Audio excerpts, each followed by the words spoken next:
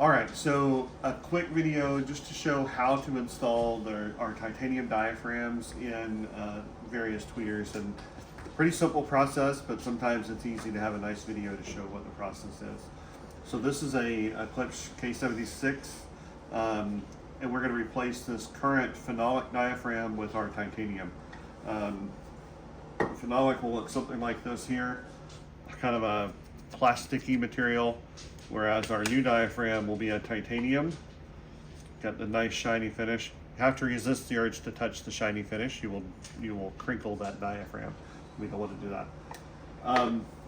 So these horns, and really these are the same tweeter magnet assembly, they just have different horns. So the function, the process is the same for both.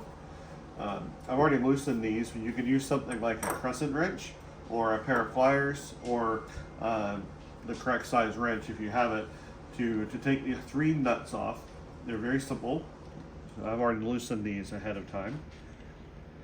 So we will take them off and set them aside.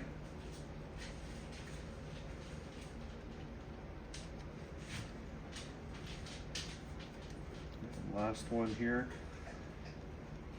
And this magnet's pretty strong, by the way, so when you're trying to use a wrench, you'll have to fight the magnet a little bit because it wants to stick. After we take the screws out, I like to orient the tweeter the same direction every time, just to keep me focused on what I'm doing.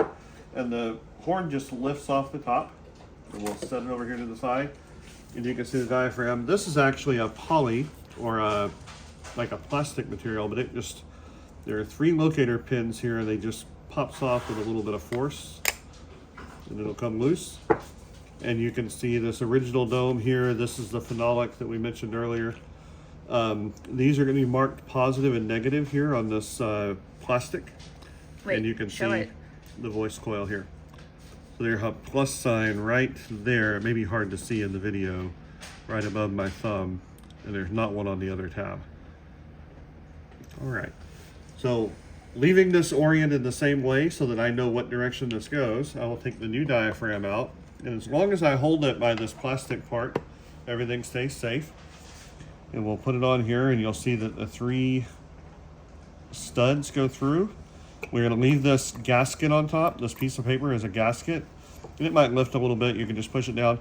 And I like to take this and just put my thumb down real hard to press this in to place. You might hear it pop on. Sometimes these are tighter than other times.